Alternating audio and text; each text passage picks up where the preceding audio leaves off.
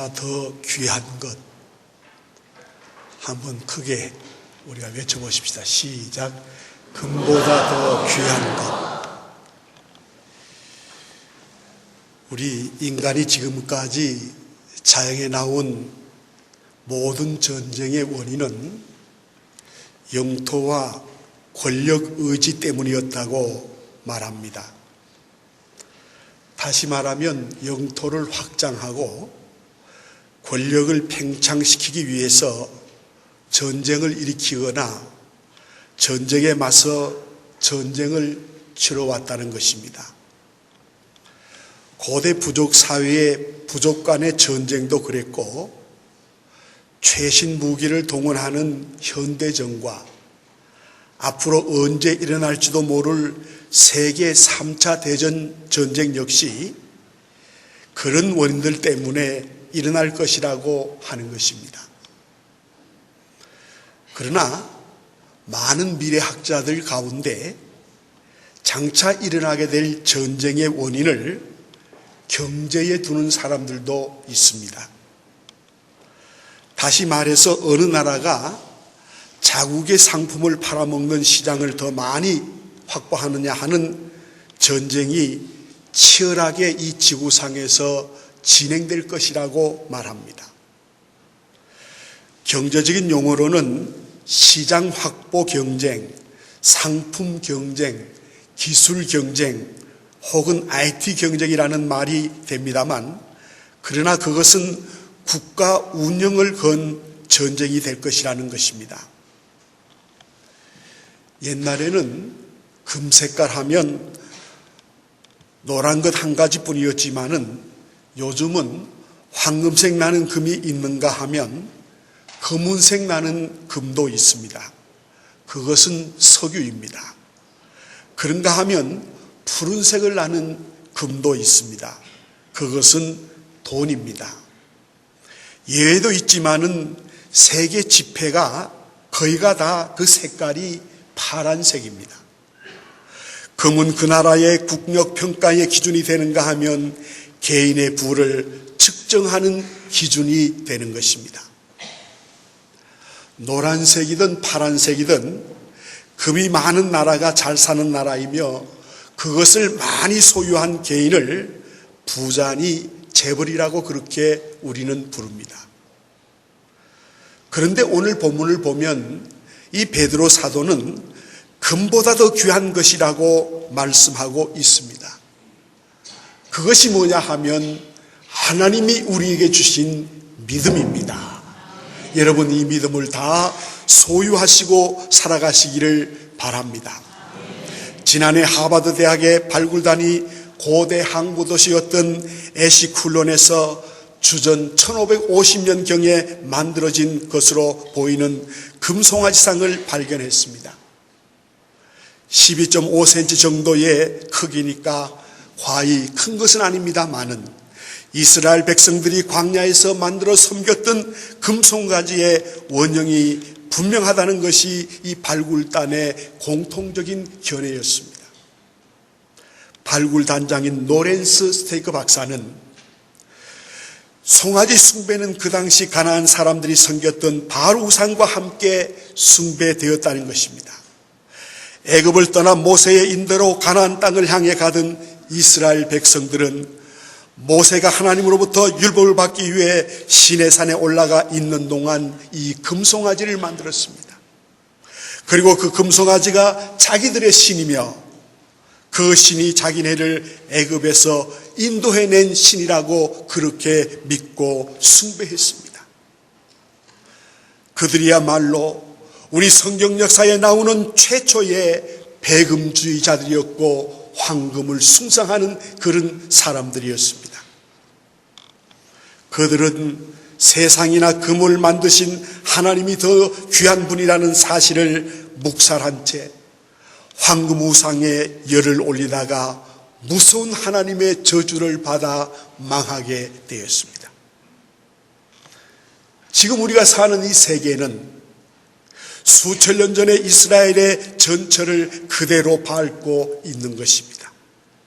황금 우상의 노예가 되어가고 있는가 하면 황금 숭배의 혈안이 되어가고 있는 것입니다.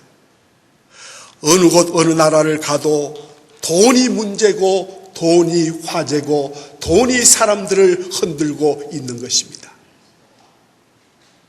지금 우리 대한민국은 완전히 위기에 함몰되어 가고 있습니다.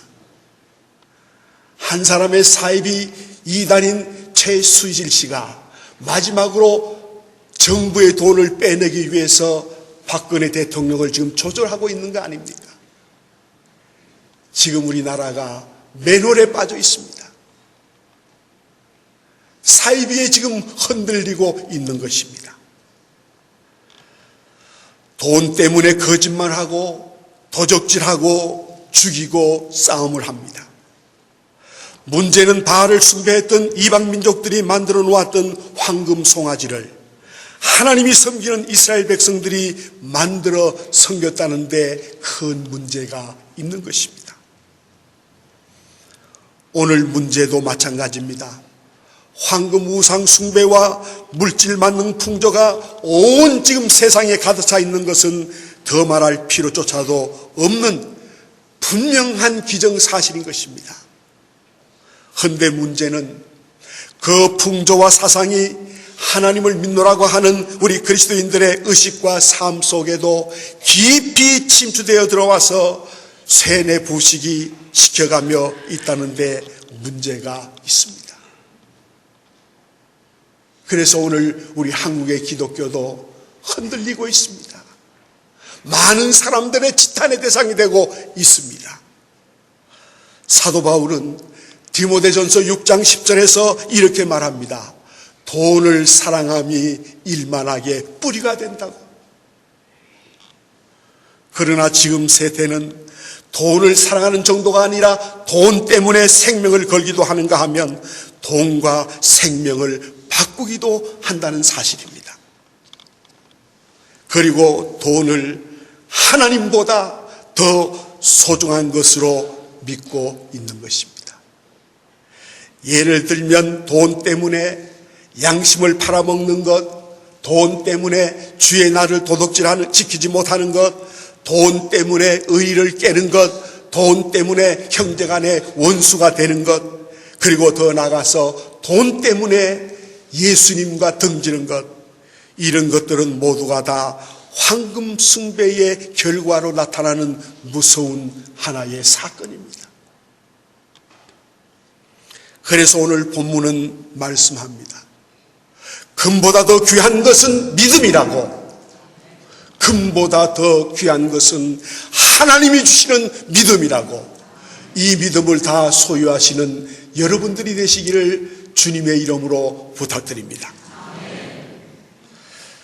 우리가 이 상식적으로 생각하더라도 돈보다 더 귀한 것들, 돈으로 살 수 없는 것들이 우리 주변에 얼마든지 있습니다.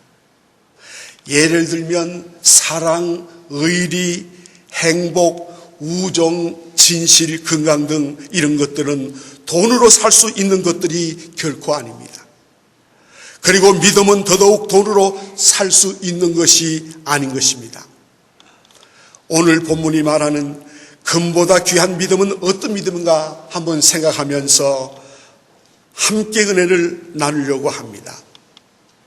금보다 귀한 믿음은 첫째로 연단받는 믿음입니다. 오늘 본문 7절에 보면 너희 믿음의 확실함을 불로 연단하여도 없어질 금보다도 더 귀하여 예수 그리스도께서 나타나실 때에 칭찬과 영광과 존귀를 얻게 하려 할 것이라고 말씀하셨습니다. 여러분, 이 순금이란 금속에 들어있는 금 아닌 것들을 완전히 제거한 상태, 빼내는 상태를 순금이라고 합니다. 이 순금이 되려면 불 속에 들어가서 금과 금 아닌 것을 가려내는 과정을 거쳐야 하는 것입니다. 믿음도 연단과 시련의 과정을 거치면서 믿음 속에서 믿음하는 요소들을 제거했을 때 바로 금보다 더 귀한 믿음이 된다는 사실입니다. 우리 사람의 가치 역시 무엇을 얼마나 소유했냐에 따라서 결정이 되어지는 것입니다. 다시 말하면 얼마만큼의 시련과 연단을 이기고 견뎌냈냐에 따라서 그 가치가 결정되어진다는 사실입니다. 믿음의 경우도 마찬가지입니다. 우리 모두는 믿음이라는 쇳덩어리를 하나님께로부터 하나씩 받았습니다. 그러나 이 고난과 연단과 시련을 거치면서 이 믿음이 성숙하고 다듬어진 믿음이라야 그것이 바로 금보다 귀한 믿음인 것입니다. 사랑하는 성도 여러분, 여러분에게 어려운 연단의 아픔이 있습니까? 여러분에게 어려운 고통의 연단이 있습니까? 그 연단은 하나님이 우리에게 금보다 더 귀한 믿음을 주시기 위해서 우리를 연단하신다는 사실을 깨닫고 여러분 연단의 믿음을 잘 통과해 나가시는 우리 서문의 모든 가족들이 되시기를 부탁드립니다. 제가 잘 아는 두 여인이 있습니다. 이 두 사람은 고등학교 동창인데 같은 해에 학교는 다르지만은 각각 대학에 들어가서 4년간의 대학 생활을 잘 마쳤습니다. 그리고 1년 차이를 두고 각각 결혼을 하여서 가정주부가 되었습니다. 둘은 고등학교 때부터 미션 스쿨에 다녔기 때문에 신앙생활을 시작하여 대학을 졸업할 때까지 같은 교회에서 다니며 성가대와 교사로 봉사를 했습니다. 그리고 두 사람은 그 후에 예수를 믿지 않는 남자들과 결혼을 했기 때문에 결혼 생활 속에서 부딪히는 경우가 많이 있었습니다. 이 김시성을 가진 여인은 견디기 어려운 박해를 받게 되었고 이시성을 가진 이 여인은 견딜 만한 반대를 받게 되었습니다. 이 김시성을 가진 이 여인은 남편의 구타와 시련을 잘 견뎌내고 이겼습니다. 그에 비해서 이시성을 가진 이 여인은 그처럼 극심한 반대가 아님에도 불구하고 시댁이 믿지 않고 남편이 반대한다는 이유로 교회를 멀리하고 교회 출석을 게을리하기 시작했습니다. 저는 이 시간 이 두 여인의 현재를 여러분에게 그대로 이야기하려고 합니다. 연단을 피하려고 했던 이시 부인은 7년 전 남편과 헤어져서 딸 하나를 데리고 지금 미국에서 살고 있고, 연단을 견뎌낸 김씨 여인은 현재 서울 강남에서 부부가 부유한 생활을 하면서 교회의 중직자로 멋진 신앙생활을 하고 있는 것입니다. 성도 여러분, 오늘 우리에게 다가오는 연단을 외면하거나 회피해버리면 믿음의 승리자가 되기가 어렵습니다. 그러나 우리에게 다가오는 연단을 잘 견뎌낸 믿음은 결국 승리와 축복을 받게 된다는 사실을 여러분 아시기 바랍니다. 그래서 말합니다. 하나님의 사람들, 우리 그리스도인들은 고통이 다가오면, 연단이 다가오면 그 고통 뒤에 하나님의 축복이 있다는 사실을 여러분 꼭 기억하시기를 바랍니다. 연단 뒤에 하나님의 복이 있는 거예요. 그래서 우리는 연단받는 믿음을 가지고 승리롭게 살아가야 하는 것입니다. 두 번째, 그 연단을 기쁨으로 수용하는 믿음이 금보다 귀한 믿음인 것입니다. 오늘 본문 6절에 보면 그러므로 너희가 이제 여러 가지 시험으로 말미암아 잠깐 근심하게 되지 않을 수 없으나 오히려 크게 기뻐하라고 했습니다. 오늘 본문에서 우리는 다음과 같은 분명한 사실을 발견할 수 있습니다. 우리가 이 땅에 살아가면서 여러 가지 시험을 만나게 됩니다. 우리에게 다가오는 시험이 많아요.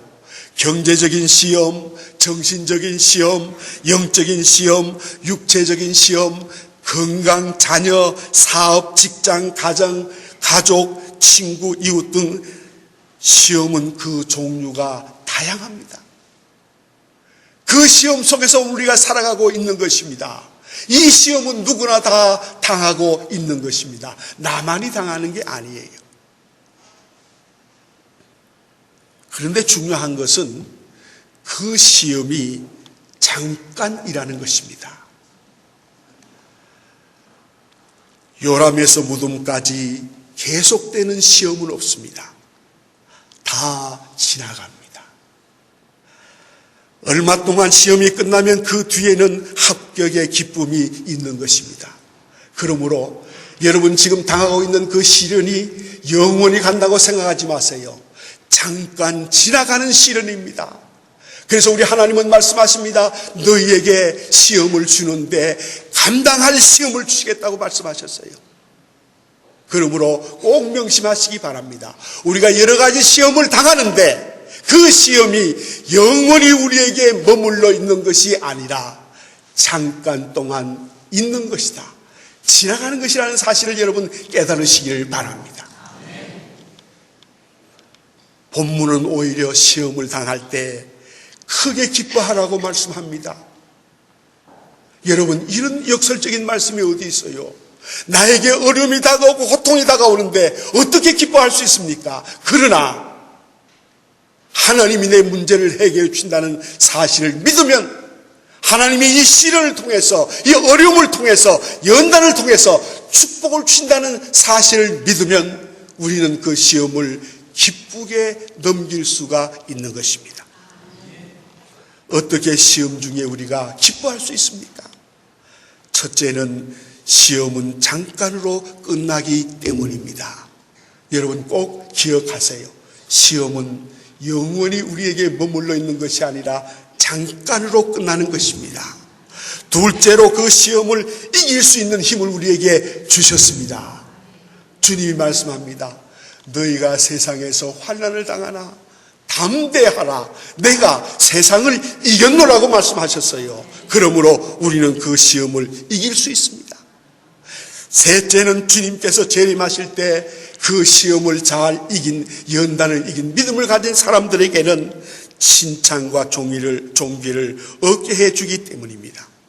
넷째는 우리의 영혼이 구원받았기 때문입니다. 여러분, 끝도 없이 계속되는 시험이라면, 그리고 도저히 헤어날 길이 없는 절망적인 시험이라면 그 시험이야말로 얼마나 힘들고 고통스럽겠습니까? 그러나 분명히 기억하시기를 바랍니다. 우리가 겪고 있는 그 시험들이란 잠깐이며 이길 수 있다는 데서 저와 여러분이 위로를 받고 힘을 얻기를 바랍니다. 그리고 더 중요한 것은 나에게 금보다 더 귀한 믿음이 있어서 내 영혼이 구원을 받은 거예요. 여러분, 아무나 구원받는 것 아니에요. 여러분, 내가 어떻게 2000년 전에 나신 예수님을 나의 구주로 받아들일 수 있습니까? 나의 주인으로 받아들일 수 있습니까? 그것은 성령께서 우리 속에 감동을 주시고 깨닫게 해주신 그보다 귀한 믿음을 주셨기 때문에 2000년 전에 나신 그 예수님을 나의 구주로 영접하고 천국 가는 축복을 받게 된 것 아닙니까? 이것보다 더 큰 축복이 이 세상에 어디에 있습니까? 이 축복이 바로 금보다 귀한 믿음인 것입니다. 이 믿음을 가지고 여러분 살아가시기를 바랍니다. 여러분, 우리 신앙생활의 궁극적인 목적은 예수 믿고 구원받아 죽더라도 영원한 천국에 들어가는 것이 바로 우리 신앙생활의 궁극적인 목표예요. 그러므로 우리가 어려운 연단이 있고 아픔이 있고 시련이 있어도 예수님을 버리지 않고 믿음을 지키는 저와 여러분들이 되시기를 바랍니다. 그는 기뻐할 이유가 있고 노래할 이유가 있다고 했습니다. 왜냐하면 우리의 영혼이 구원받았기 때문입니다. 우리의 영혼이 구원받는 것은 수천억을 준다고 해서 구원받는 것 아니에요. 내가 높은 위치에 권력을 가졌다고 해서 구원받는 것 아니에요. 우리가 구원받는 것은 우리에게 믿음 주신 금보다 더 귀한 믿음을 가진 예수 그리스도를 나의 구주로 믿는 사람만이 구원받고 천국 가게 된다는 사실을 여러분 믿으시기를 바랍니다. 우리는 여기서 우리들의 신앙 태도를 재점검해 볼 필요가 있습니다. 다시 말하면 내가 가진 믿음이 어떤 믿음인가를 확인해 볼 필요가 있는 것입니다. 조금만 더우면 늘어지는 믿음, 조금만 추우면 움츠러지는 믿음, 아닌가 한번 검토해 보시기를 바랍니다. 그리고 기분이나 감정에 흔들리는 믿음은 아닌지 한번 관찰해 보시기를 바랍니다. 진짜 금보다 귀한 믿음은 흔들리지 않는 믿음이에요. 초지일관의 믿음이에요. 하나님만 바라보는 믿음이에요. 여러분, 하나님만 바라보면, 하나님의 그 뜻을 알면 절대로 흔들리지 않습니다. 그 믿음 소유하시기를 축복합니다. 세 번째, 금보다 귀한 믿음은 칭찬받는 믿음이에요. 따라하십시다. 칭찬받는 믿음. 오늘 본문 7절 하반절에 보면 예수님 그리스도께서 나타나실 때에 칭찬과 영기와 영광과 존귀를 얻게 될 것이라고 했습니다. 여러분, 금의 가치는 어느 시대를 막론하고 그 가치를 높이 평가해 주는 겁니다. 좋은 믿음은 언제 어디서나 금처럼 그 가치가 인정되고 그 효능을 평가받게 되는 것입니다. 칭찬은 행위의 결과입니다. 믿음이 좋으면 행실도 좋기 마련입니다. 행실이 좋으면 칭찬받기 마련이에요. 그러니까 금보다 귀한 믿음을 가진 사람은 어느 교회를 가든, 어느 직장을 가든, 어느 동네에 살든, 어느 누구를 만나든 인정받고 칭찬을 받게 되는 것입니다. 여러분, 금은 없어지지 않습니다. 그러나 금은 없어집니다. 그러나 믿음은 없어지지 않습니다. 금은 돈 주고 삽니다. 그러나 믿음은 돈으로 사는 것이 아니에요. 그래서 금보다 더 귀한 믿음입니다. 여러분, 금은 활용 가치인데 반해서 믿음은 절대 가치입니다. 금은 없어도 우리가 이 세상을 살아갈 수 있어요. 조금 금이 있다는 건 우리 생활이 좀 편리하다는 거예요. 그러나 믿음은 절대 가치입니다. 이것은 없으면 큰일 나요. 왜? 구원받지 못하니까. 하나님을 사랑하지 못하니까. 예수님을 나의 구주로 고백하지 못하니까 이 믿음은 절대 가치예요. 여러분, 이 믿음은 우리가 꼭 소유해야 합니다. 빼앗기지 말아야 합니다. 이 믿음은 없으면 안 돼요. 가지고 있어야 돼요. 죽을 때까지. 돈이 판치고 돈이 세상을 점령하는 황금만능 시대에 우리는 믿음이 제일이라고 소리쳐야 합니다. 금보다 귀한 믿음이 최고라고 우리는 소리 질러야 하는 것입니다. 외쳐야 합니다. 저를 따라 한번 외칩시다. 믿음이 제일이다. 믿음이 제일이다.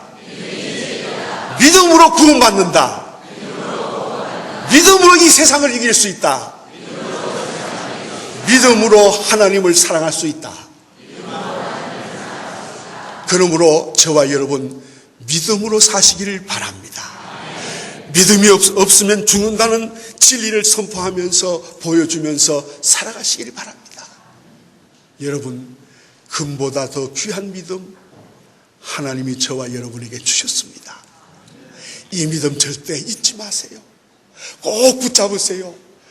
누가 뭐라고 해도 이 믿음은 다 잃는다고 해도, 다 버린다고 해도 이 믿음만은 붙잡고 이 마지막 때를 승리롭게 살아가는 우리 서문의 모든 가족들이 되시기를 주님의 이름으로 축복합니다.